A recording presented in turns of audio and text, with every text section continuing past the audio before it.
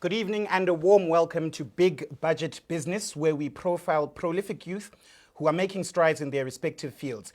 Now, today's guest is financial services titan and entrepreneur Mogomotsi Patrick France. Mr. France, welcome to the show. Thank you for having me, Big Budget. It's been a long time coming. It's big been guy. a long time coming, Yeah, definitely. and I'm happy to be here. Man, we're happy to have you. We're Great definitely stuff. happy to have you.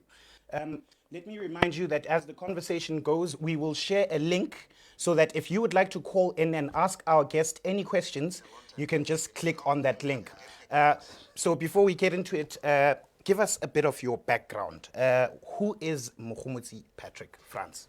Thank you, Big Budget. Mogomotsi Patrick France is an entrepreneur, he's a sales guy, but it's a guy that grew up in Buntling. Okay. And I went to school there, did my primary school there. All right. And I did a bit of Tiamo on the way. Okay. I think I was a naughty student, and my parents decided, you know what, him being in Buntling, he might have to be, transferred to Tiamo. So I did Tiamo for about 6 and 7. Mm-hmm. Yeah, and then, went to study, went to do my Form 1, Okay. course at Khama, Okay. junior school. And then from there went to Naledi, senior, and then went to UB. Oh, okay. Yeah, so that's how my journey of where I am right now really came about. And I can say that in terms of how I grew up, you can say from humble beginnings. Okay. I think it's a story that needs to be told a lot, because I think there could be a young entrepreneur out there, there could be anyone out there who really Absolutely. think that, you know what, I can make it from the situation that I'm in. I mean, I grew up, as I say, we stayed in Buntling for some time. I have got 5 siblings, and the other my other siblings that I know about now, and yeah, so that I grew up as that kid unali ale matlhaga-tlhaga, Okay. and I've always been inquisitive. Yes. I always ask questions. Yes. And that's basically one of the things that I think started my acquisition of knowledge, because I always wanted to know exactly how the world operates. I mean, There was a hunger. my mother was working for government as a cleaner, Okay. and then my father working as a driver. And as I grew up, I thought my parents were really making much money. But I remember a story one day in my life when I visited my cousins, and I realized, wow, okay, so I think we are okay here, but there's a better life that people are living. They say you can't see a picture when you are in the frame. Sometimes when you're living in a certain setup, you think everything just exists like that. Yes. It's okay just to go to bed without this shabo and all that. I'm just It becomes normal. It becomes normal. Yes. You Yes. only when you've seen better, that's when you realize, you know what, there is really better things out there. Not that my parents they did what they did with what they best could they afford. could. Yes. But I got to realize now, after being opened up to see that other people are living certain lives, then I aspired that one day I want to change my life. I want to change my parents' lives. Of course. I really want to make it better, not only for me but for my family. And that what ignited me into the trajectory of where I guess we'll talk about where I am right now. Absolutely, absolutely. Thank you. That was a rich background that you've given there. And I can already see, because I was going to ask you, what inspired you to get into entrepreneurship, and what exactly was it that you felt compelled you to get into this? And I see that you've mentioned that you wanted to make a difference because you had seen more. You had seen better. So you really wanted to create a better life, not just for yourself, but your parents too. Yeah. Wonderful. Perhaps maybe... I think I can also answer that question in terms of what introduced me to entrepreneurship. Yes, I mean, yes. Big Budget, I've always felt something in me was different. Yes. And I think sometimes we keep that voice down by not really listening to it. I mean, we all understand that our academic structure programs us to end up becoming employees and being employed by someone at a certain point, and it sharpens our minds towards that. Yes, But yes. I've always felt, I remember when I was doing, okay, let me actually start off when I finished my Form 5. Okay. Because I remember when I finished at Naledi, I then, found a job at Northwani Pharmacy. Okay. I just walked into the store and then said, guys, I just finished writing my exams. and I really want to work with you guys. And the guys saw the energy in me. They offered me an opportunity, and I know I worked with the Northern Pharmacy for even through the years of my varsity. Okay. But even at varsity, though, I was always, trying to figure out what I can do. I remember I was selling CDs at school. Wow. You know how the setup of UB is. There'll be students coming from all over Botswana, Of course, yes, and I had a collection of music. So I realized, you know what? Let me start banning music and selling to them. I'm sorry, you're an artist, but I wasn't banning you. You didn't pen any of Big Budget tracks. Yeah, but it was back in the day, when having music was a tough thing to do. Nowadays, you can go on your Apple Music and all that, but back then I was just banning music and trying to make some money there, and at the same time, as I told you, my father was working for Lewis. There were some computers that were repossessed from clients. I used to buy them and then sell them, and they used to also engage me in terms of fixing for that clients. I'm talking about when I was still at UB. So even when I was at UB, you can think of it, I was doing Bachelor of Arts in Humanities at UB. Some people, when they look at the field that I'm in, they're thinking, how did you land there? Because we'll talk about that. But I was doing Bachelor of Arts. Somehow, even when I was doing Bachelor of Arts, there was still this thing in me to say enterprise. Absolutely. And at that time, I didn't know the thing called entrepreneurship.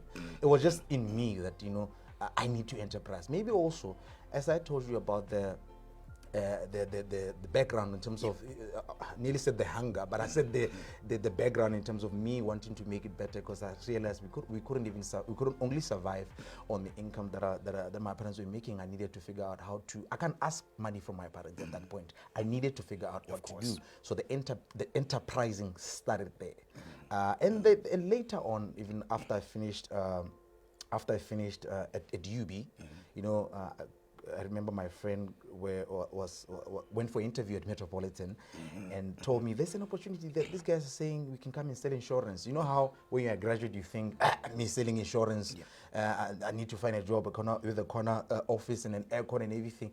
But the guy said, you know what, go hear what they're saying. Drop my CV, I got a call, then got into a certain program that they had, started selling insurance. Yes. And when I started selling insurance, that's immediately after I finished at UB. That was 2008. I started selling insurance the same year. Okay. Because I had that hunger, big budget. I can tell you that immediately I made an impact by being at Metropolitan. I became the best salesperson the following year. 2009. 2010, still I was the best salesperson. And then I still became the best salesperson still the third year in a row. Just to interject over there. When you're talking about the sales, someone here, we've got a comment that says already, Mpo Balangsibele says, very active guy, the energies would just get you ignited. So I think that's confirmation of what you were saying. Thank you very much. You were talking about, exactly. I know her. She has actually experienced some of our services. Wonderful. Wonderful. Yeah, so I was still taking you through that journey to say, then I became a sales manager at Metropolitan. And kind of when you're the best salesperson, obviously the organization wants you to be able to impart knowledge on how you have done things to other guys. So that's how I became a sales manager for 2 years. But that bug of entrepreneurship, that enterprising thing that I told you about, it was still there. And then 2014, I said, no, man, I'm working here, but also I feel like I can do more. But I can tell you, there's something that really made a turnaround. Because as I was helping people with their finances, because when you sell insurance, you get to hold a lot of people's pay slips. Very true. And it might also give you an answer of how Keywall started actually. Because I was holding a lot of pay slips. I was teaching Botswana about financial literacy. Because I started investing myself, by the way. I couldn't now, that was the transition to say, as a humanities student, how then did you come into the financial space? Because I was in the insurance space, by nature it's a financial services industry. So I had to then learn, educate myself, read a lot of books, start investing a lot in myself and figuring out what courses and whatever that I could get my hands into, that I can inculcate into my mind to be able to assist more people. That's financial education, by the way. And I was holding a lot of pay slips. And one thing that I saw was a huge gap. Was a huge gap that a lot of people really lacked financial literacy because people could get financial products from us, but they had difficulties in handling and managing debt. They didn't understand how to create wealth. Okay. They didn't even understand how to create a budget, how to do so many other things within the money space, and you know what wealth is. And then I said, you know what, that enterprising thing in me saw an opportunity, and I capitalized on the opportunity to say, Wonderful. let me go into the space. Yes. There's much that I can do in here. So you could say that it was more of my entrepreneurial bug meeting an opportunity that I saw existing, because I think that's one of the things that entrepreneurs should be able to do. Find opportunities where you are and bring yourself into it. You know, when people say follow your passion, Yes. I say yes, you can follow a passion to a certain extent, but sometimes find opportunities and bring your passion along into them. I already had an entrepreneurial passion. Now I think at that point the buzz about entrepreneurship was already there, so I could now label myself as an entrepreneur.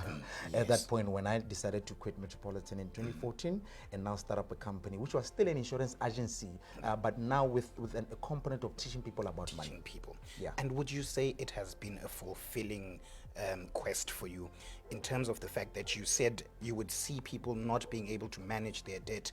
Do you think in the space that you're in, you've made quite a difference and quite an impact?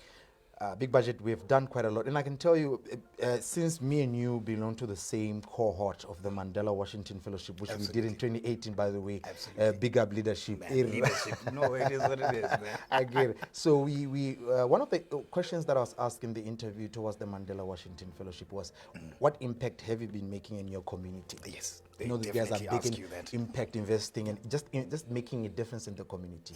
Is that, as Key Wealth has started in 2014, but since 2015, we started educating people on radio about money. I can tell you right now, we've got more than 6 years on radio. Every week, people can tune in to Duma FM on Monday at 8:15 in the morning. Every Monday without fail, Madi Avenue, we've been teaching people about money. And we also had other radio stations, other shows on like Gabs FM. We also did Hale on Yaruna FM. So we have been doing that. But also I think that is more of dissemination of information. But we have to now realize the impact on the ground. But you need to know that Ghana personal finance itself, it's 80% behavior and 20% knowledge, which basically means that 80% is behavior. So behavioral change, it takes a long time to measure, which means what? We need to continuously be educating people. So now you can ask what impact, as you said, do we have on the ground? I mean, this has been fulfilling for me because not only do we assist individuals, so we also do assist corporates in helping their employees manage and get out of bad debt. And that, for me, when I help someone get out of bad debt, it shows me that what I started the company for, it's actually now being realized because people's lives are being improved. And we also have done, I'll talk about key wealth years, but we have done so much in terms of training people where we get even feedback, people telling us that ever since you guys took me through a training, emotional intelligence, financial literacy, my life, I was enlightened, and I was made aware, and now I'm making informed decisions. My life is becoming better because of the information you're able to give me. Wonderful. Wonderful. This is a very exciting interview, and I'm sure we'll speak more about the services that Key Wealth has. Let me remind you at home that our guest today is financial services titan and entrepreneur Mogomotsi Patrick France. So please do keep your titan. Titan, man. You know what? Because you are. That's what you are. Thank you for that. If you would like to engage and ask Mogomotsi Patrick France some questions, please either comment on the show in the comment section, or there'll be a link that is shared which you can use to call into the show. Now, we want to hear from them. Please, definitely. Please do. Let's engage. We've spoken about Mogomotsi, the individual. Mogomotsi, the. You don't mind also if I share this on mine? You can share it. Okay, it's perfect. That's great. Exactly. The more the merrier. Now, yes, I can see that the link has been shared. If you'd like to call in and ask, you can call in, and then do keep your comments coming. Also, we spoke about Mogomotsi, the individual. Yes, we spoke about Mogomotsi, the entrepreneur. Now let's talk about the business itself. The business. What is Key Wealth, and what exactly does it do? Thank you very much, sir. I think sometimes when people ask me what is Key Wealth, they're expecting to hear. Just give me a second here. Not a problem. People are expecting to hear. First of all, the services that we offer and all that. But I think the Key Wealth It's an enterprise that was established to move humanity forward. To move humanity forward. Yes. All right. And in us moving humanity forward, there has to be why we exist. Yes, of course. Because yes, we Your exist. We our purpose. Yes, Exactly. we exist to move humanity forward. But every entrepreneur starts a business with a vision. Every entrepreneur starts a business with seeing an opportunity and a gap and realizing that they can capitalize on that. But when you look at Key Wealth itself, it wasn't started on the issue of us just making money. Like I said with you, that we wanted to make it. We wanted to educate people about money and help people on these issues of just money on itself. Of course. And we exist now, to move humanity forward, to educate people. Yes. And help people to plan and help them to create wealth in any way, shape or form. And we exist now in 3 structures, because we train you, and then we help you to plan your finances and even your life, because now we've expanded too, because we're helping even employers, help their employees grow. And we also now have a risk management. So let me just now dissect Key Wealth, how it is. I've told you that we exist to move humanity forward, and our services are just financial literacy training. And now we've grown that Key Wealth it's got many services.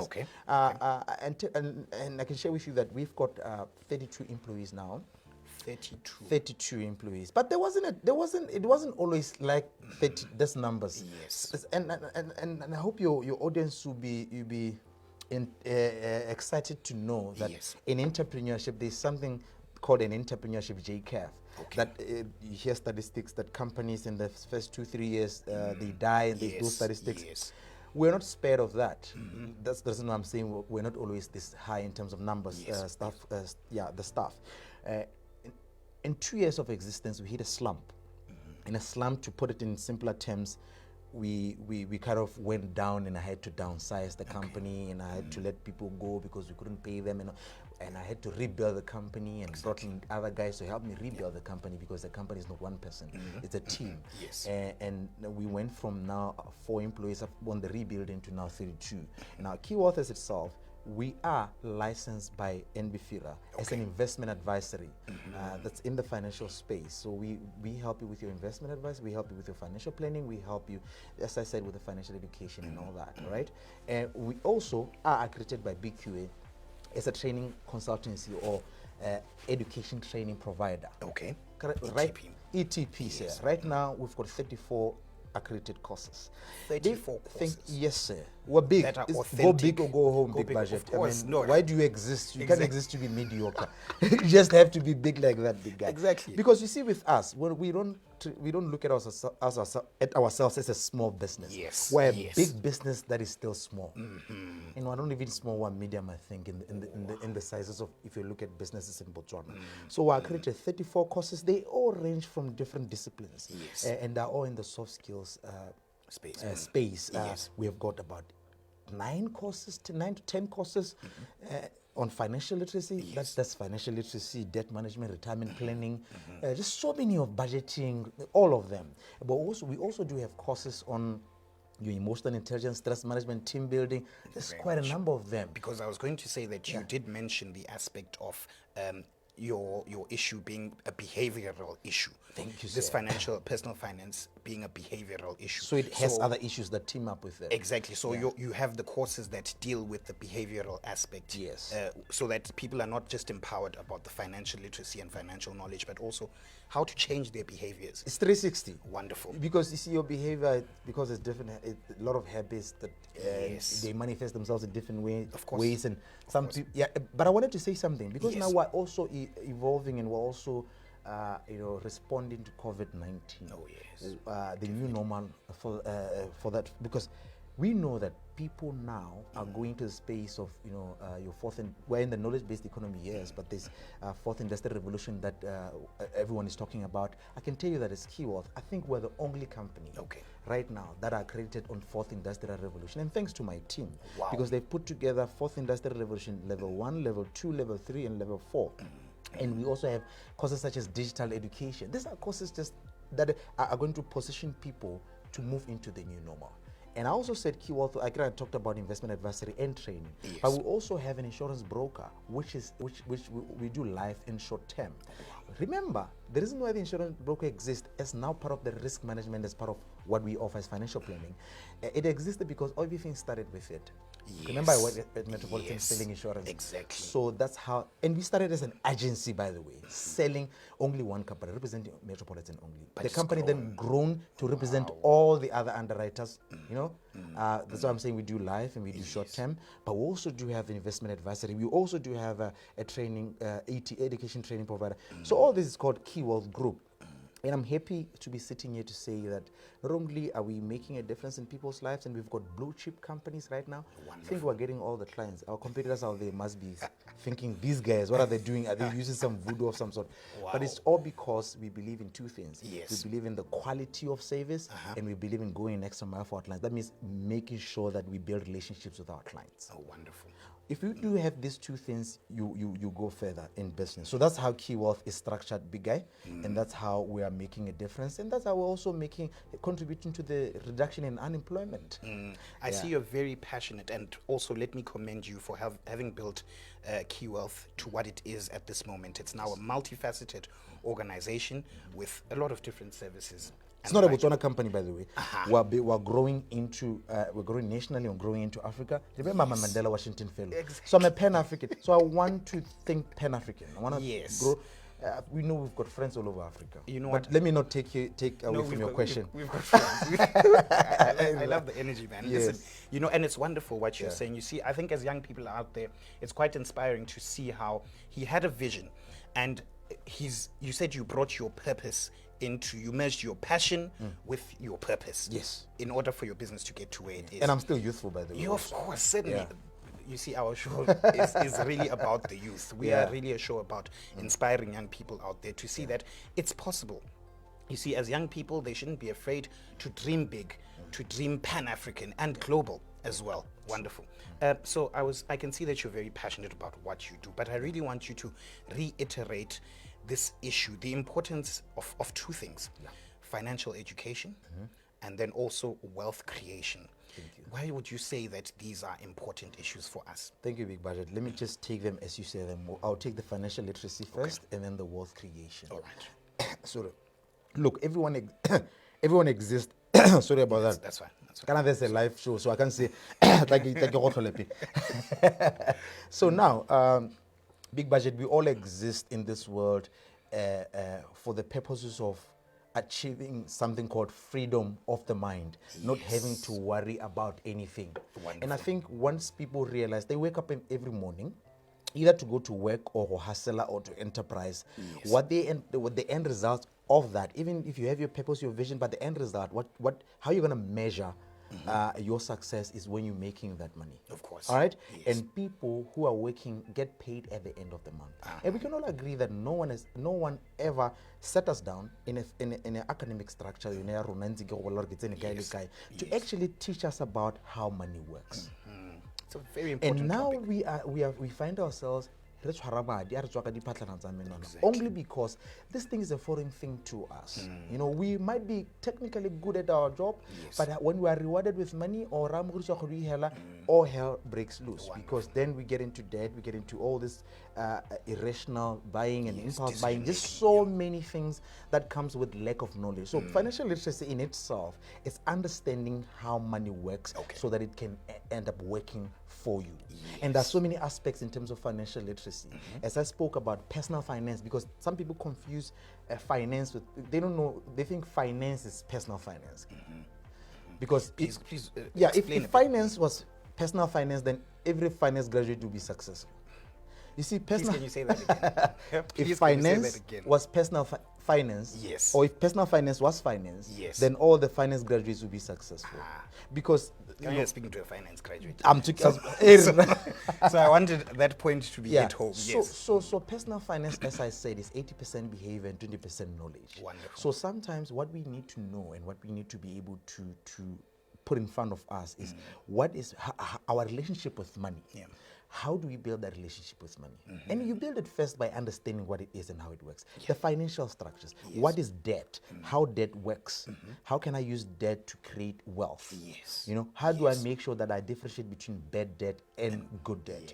And how do I make a budget that I stick to it, and I make sure that my budget really it works towards achieving my financial goals. You know, you need to set financial goals. There's just so many things in this finance space. But I want to give you, before I go to wealth creation, in terms of our situation in Botswana, because we are a population of 2.3 million, and if you look at people working in the formal sector, 400 and something thousand people working in the formal sector, and our household debt exceeds countries with millions and millions of people. In actual fact, Bank of Botswana releases a report. It's called Household Indebtedness Survey Report every year that shows how is our household debt doing, how far we are. And the last one that was in December 2020 showed that we are sitting at 50.7 billion in terms of household debt. And I can tell you, this is those 400 and something thousand people on this household debt. And if you look at, just to show you how it is, in terms of 2012, it was 16.1 billion. Now it's 50.7 billion. And then prime at that time was 16%, now prime is 5.25. And all this is going, it's answering your question of why financial literacy is important. Because every time prime interest rates goes down, and people, what they do is they take more debt without knowing how debt works, because you can't talk about financial literacy, or you can't talk about money without talking about debt, because the debt is what people are really struggling with right now. And when we talk about money, big budget, people can have three questions. There are three challenges of money. Okay. Either you have an expense problem, all right, an income problem, or a debt problem. Say that again. Either you have, okay, let me just arrange them accordingly, all right? Either you have an income problem, okay, you have a debt problem, or you have an expense problem. Or maybe the way they really work, because you start first with an income, and then you go and spend, which is expenses, and then you find yourself in debt. So we could say either you have an income problem, you have an expense problem, or you have a debt problem. Now let me just explain them how they are. An income problem is people that realize that, you know what I'm earning or the money I'm making is really lower than my means, or how my survival, basic survival amount. A person like that, what they need to do, they shouldn't start, complaining, there's never enough money. What they should actually be doing is going after establishing other streams of income. All right. They should be figuring out, how can I increase my income by leveraging my skills, my knowledge, my talent, the opportunities that exist around. That's how you do it. A person with an expense problem is a person who is living beyond their means. All right. There's a person who's earning a certain amount of money that can be able to cover their basic expenses, but they decided to live a life that their salary cannot afford. We always say that money is not a problem. The problem comes with things that you want. All the things that we see in our lives that we have attracted, either through debt or however, is because we said we want them. And now because we couldn't afford them, we have now a debt problem. So now let me tell this guy who has an expense problem. The simplest way of solving an expense problem is reviewing your expenses. Figuring out, really starting to write a budget. Realizing that I need to really know where my money is going. So they say it's better to know where your money has gone than to ask where your money has went. A lot of us are stuck in a situation where we ask, another guy said, he said something interesting. He said, well, in most cases, we are left with a lot of month at the end of the money. With a lot of month at the end of the money, not a lot of money at the end of the month. So you see, it's because our expenses exceed our income to a point where we never really get to realize our goals. So just figure out, how can I adjust my expenses? Okay. That's because the only way, big budget, for you to really invest and save money and do however, is when your expenses are below your income and you have got that money left, you'll be able to invest it. And then the last one is the debt problem, which I just mentioned. We do have it a lot in Botswana. You need to really look at how to figure out, because people, and with the debt problem, big budget, one thing that I can advise people not to do is to try get out of debt using debt before they see a financial plan, or before they get informed and really know, how am I doing this? Because people get out of debt using debt how? Top up, refinancing, consolidating, without really looking at how is this going to help me. Again, but there are other models like debt snowballing, debt avalanche, and just rearranging, reorganizing your finances and your priorities for you to really get out of debt. Because not all debt is bad. There's bad debt and there's good debt. So you see, I just summarized it for you, even though I spoke at length. Where you could either have an income problem, an expense problem, or a debt problem. But financial literacy, that's financial literacy, understanding issues of money, how money works and how money can work. Yes, now, of course. Wealth. Wealth creation. Everyone this wants to create wealth, but you see, there's a difference between being rich and being wealthy. Okay. Because being rich is measured in money, but being wealthy is measured in time.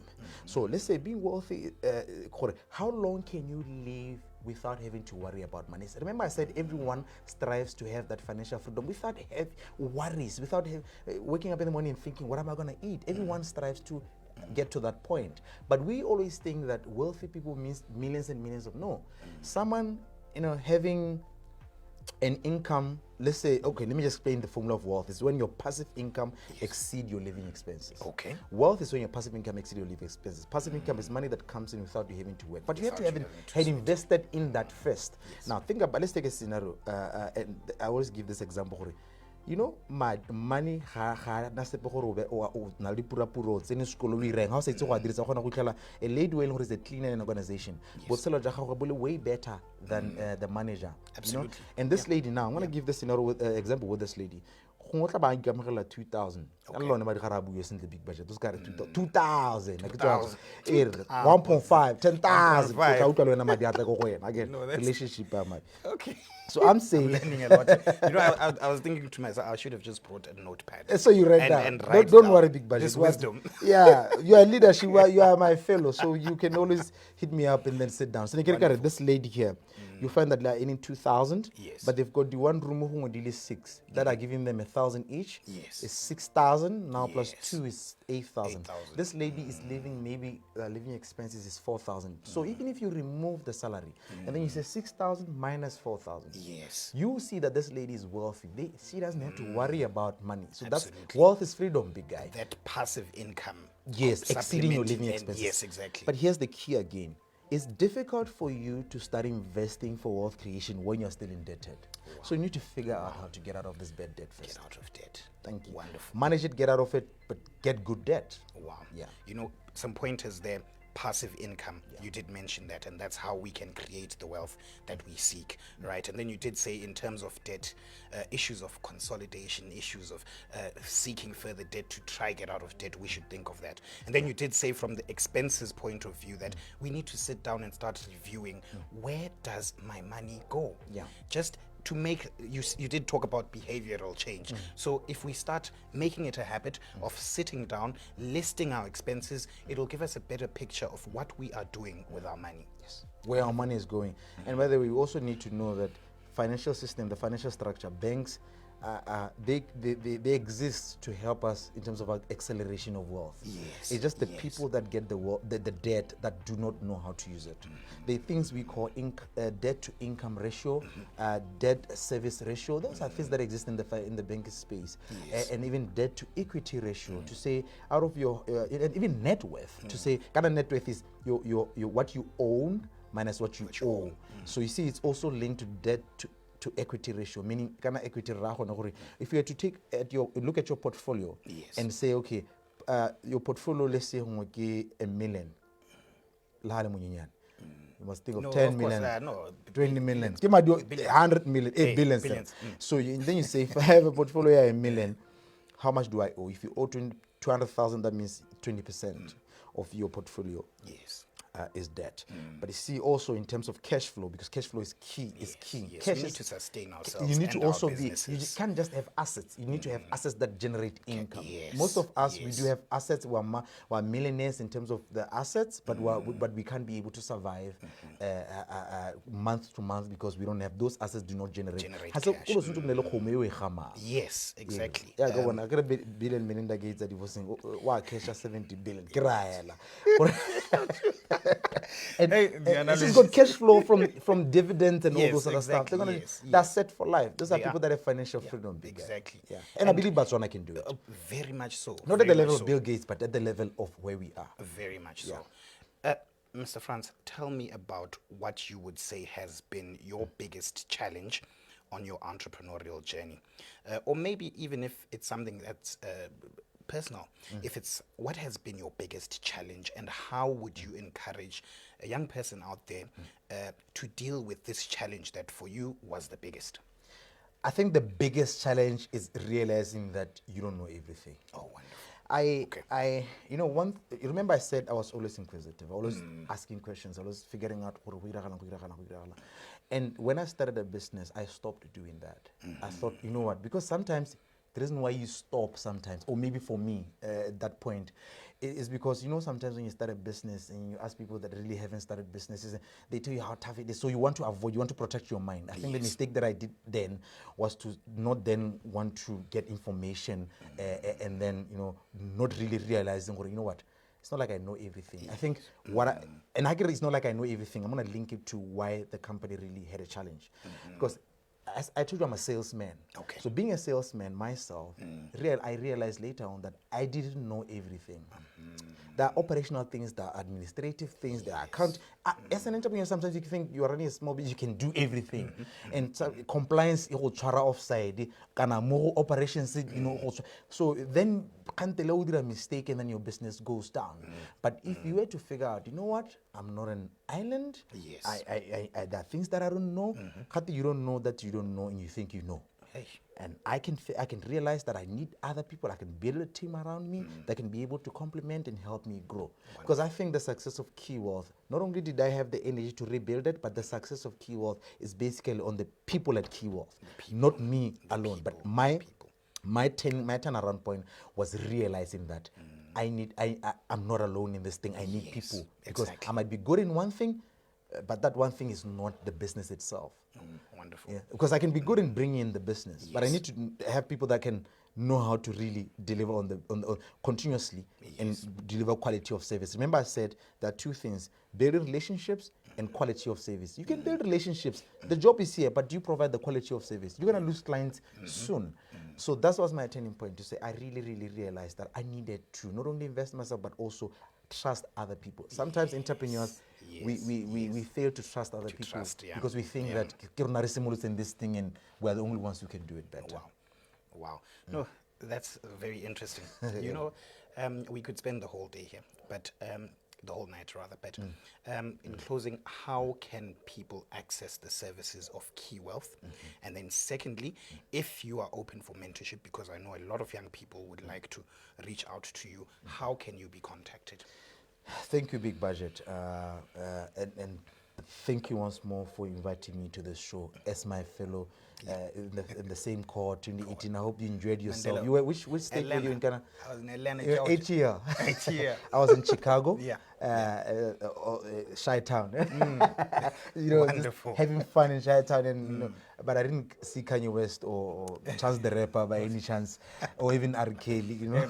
But it was a rich and a very enriching experience. It was. Yeah, it opened up the mind. You know, I always say, if you have never traveled, your mind is as small as Gaborone. You get exposed. That's why sometimes people can come into our country and they see opportunities we don't see, because again, you can't see the picture when you're in the frame. Yes, you did So, say so. you asked about mentorship and you asked about where people can find Key Wealth. Yes. Let me just give people, let me talk about the mentorship, and then last I give the contacts. All right. Look, mentorship is something that I guess continuously, even with my staff, I am mentoring them. Yes. And even people that have access to me, I do mentor them. But you see, the intentional well thing scheduled, I'm still in the grind. So sometimes you might find that I might not have the time, but I think in setups like this, and also when as you know, the mentee must also push. In sales and things that I'm strong in, entrepreneurship and sales and financial mutually beneficial engagement. Yes. Plus again, you must be willing to remind. You must push, not wait. You must always be figuring out how to get hold of me and get my time, because I think my time is becoming expensive now. Big budget. So now, I'm open for it, but I think I might not have the time now, because I'm also grinding. I'm also still in the grind. Yes. You know, they say, my philosophy is I must work on the business, not in the business. Okay. But because when you work on the business, when you work in the business, you become an employee, you become everything. And when you pass on, the business dies, and you just do everything. You can't eliminate yourself from the business. But what I'm doing now, I'm working on the business. That means I can build a business that works, even without me. So now that also takes a lot of time. So I'm open for mentorship, but I might currently not have time now. But in certain forums, I can. All right. Yeah. But in terms of where you can get hold of us as Key Wealth, go to www. keywealth.co.bw. That Okay. keywealth.co.bw. Okay, Yes. that's our website. Okay, we've got the landline there, the email there. Now you can contact me on at france@keywealth.co.bw. Remember France Kuala Hats. France Kuala Wala Heights. Hats. The nation, yes. The nation. Ikela Milati. France at Wonderful. keywealth.co.bw. France at Yeah. keywealth.co.bw. Yes, on there on Facebook again is Mogomotsi France Speaks. That's a page, but also I've got a profile, Mogomotsi Patrick France. Yes. That's where you can get hold of me. Mr. France, it's been quite an engaging conversation. It feels like we've been Thank you. talking for 5 minutes. You know what I'm saying? That's what I I'm think saying. we think could we need to on go. and We on. can go. Yeah. We'll hit a sequel. Yeah. We'll definitely do like No problem, Is it a big guy. not prequel but sequel, whatever. Hey, So I'm yeah, thinking rap now. I can also say Yeah, rap, we need, yeah. Right, but let me thank you once again Thank for you, Big gracing our Budget. show. Yeah. It's been wonderful. And we wish you all the best in your endeavors. And I really like your studio, guys. Keep up the good work. I'm coming back here again. Definitely. And We'll have definitely we'll chat more about other And issues of inspiring buzz. And strategize. strategize. Yes, of course. I mean, Yeah. collaboration is key, and that's something that we have learned ourselves with what we have been doing through this show. Collaboration And is Big Budget, do you know that when we came back from the fellowship. Mandela Washington Fellowship, one of the things that we were asked, even when we went there, but also when we came back, was how are we going to help our communities Yes. to move forward Absolutely. and just improve and just do the not corporate social responsibility, but corporate social investment, Exactly. invest in our societies and through knowledge, through whatever we do. And we I hope think that you're with what doing we're doing a great job, big guy, With what we're doing, I with hope what so, you're you doing know? now. Yeah, thank you, man. Thank you so much. Thank you, Big Budget. Yeah, it's been a pleasure. Thanks, We big can guy. go on and on. Yeah. So we're going to just go for a quick break. Please don't go anywhere. We'll be back.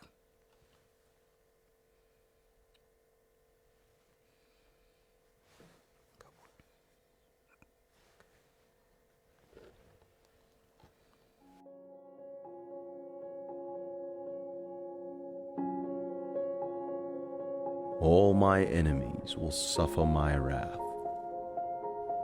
but those of my household will enjoy my embrace. I refuse to let my weakness get the best of me. Be more hard and less attack.